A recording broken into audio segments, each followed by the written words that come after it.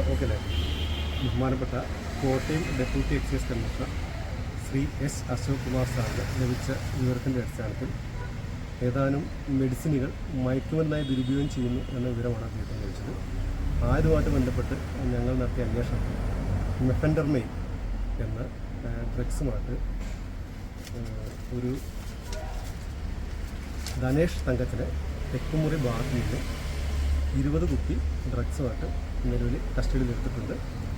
ആയുധമായിട്ട് ബന്ധപ്പെട്ട് deputy excise കമ്മീഷണറുടെ നിർദ്ദേശാനുസരണം കൂടുതൽ നിയമ നടപടികൾ സ്വീകരിക്കുന്നതാണ്.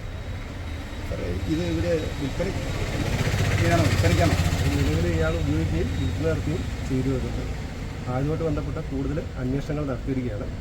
ആയുധമായിട്ട് ബന്ധപ്പെട്ട് ഡ്രഗ്സ് വകുപ്പുമായിട്ടും ഡ്രഗ്സ് കൺട്രോളറുമായിട്ടും ബന്ധപ്പെട്ട് നിയമ നടപടികൾ സ്വീകരിക്കേണ്ടതുണ്ട്.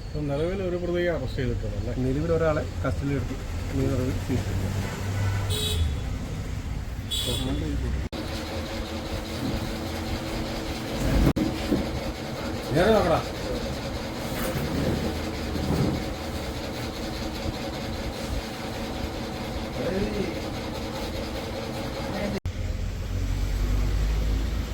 തെക്കുമുറി